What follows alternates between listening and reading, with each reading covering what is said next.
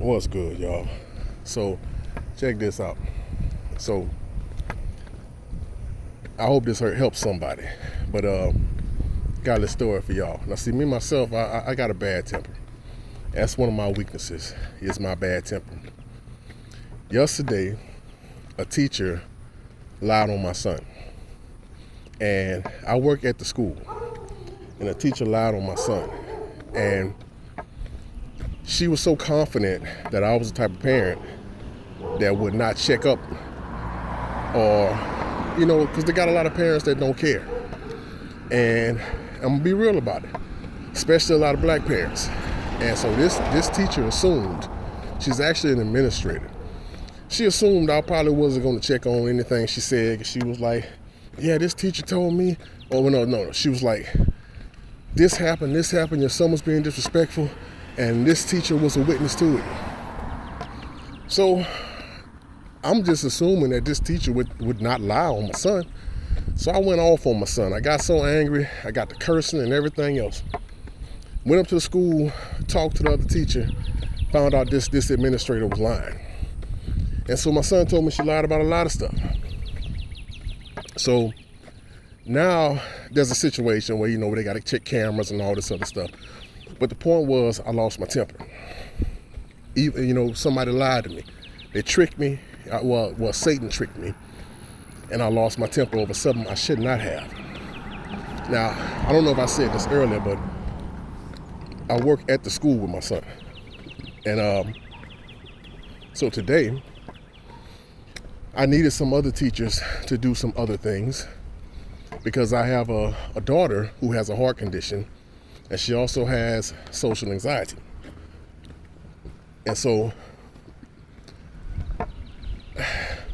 I had to speak to certain teachers who are over what they call a 504 plan, which means these teachers handle all the paperwork for kids that have medical conditions and have to have certain accommodations.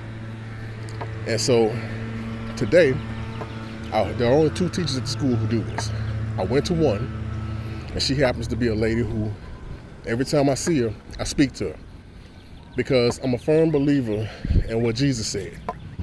When you see me walking, every one of these cars that pass by, I lift my cane up and speak to them. Because Jesus said, salute all your neighbors.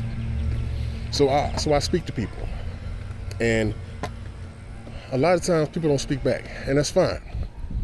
This particular teacher, she never speaks back to me, looks me right in my face, and just keeps going. I mean, very rudely. And so I stopped speaking to her, of course, you know what I mean?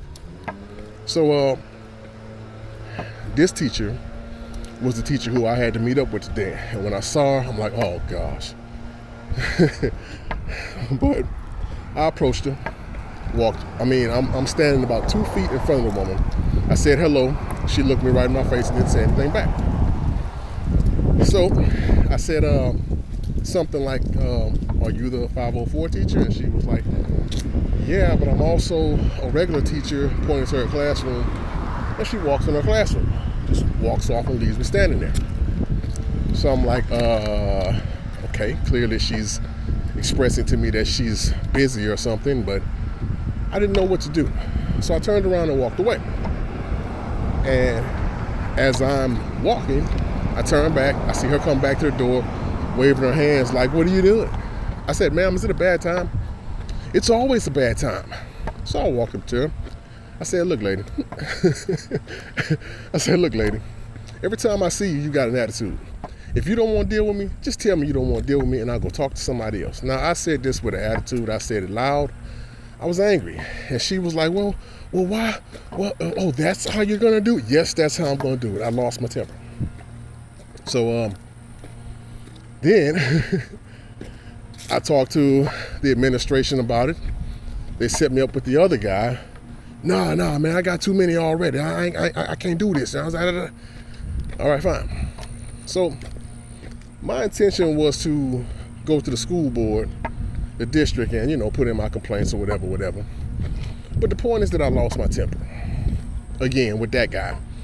Now, I didn't, flip out on him or nothing, but I was really angry today. And I was disappointed in my coworkers. I was disappointed in myself for getting upset and allowing people to upset me.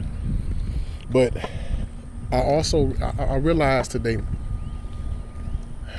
one thing, and not just today, but the last few days I've been dealing with this. The Bible says, in weakness, God's power is made perfect. Google that. Through weakness, God's power is made perfect.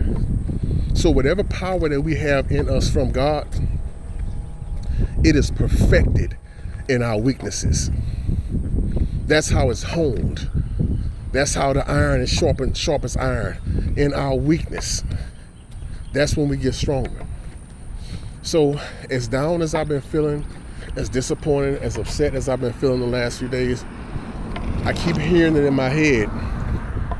In weakness, God's power is perfected. So the message to you all is this. When we make mistakes, when we fall short because of our weaknesses, when we do those things that after it's done and we're hurting and feel like, man, why did I do this again? I should have known better. I've been in this situation before and I still made the same mistake again. When we are struggling with our weaknesses, perfect power is coming. As long as you're still walking towards God as best you can, perfect power is coming. It's going to change. God is going to change you. He's going to change you, and he's going to start using you. That's why Paul says he will boast in his weaknesses. And I also want to say this verse that keeps popping in my head, and this is for me, but it may be for someone else. It's for all of us. It's in the Word. But the anger of man does not accomplish the righteousness of God. The anger of man does not accomplish the righteousness of God. That's the Word. You can Google that too. So I'm gonna end it here, man. I really hope that this helps somebody. It's helping me. Love y'all. Be blessed. Be watchful.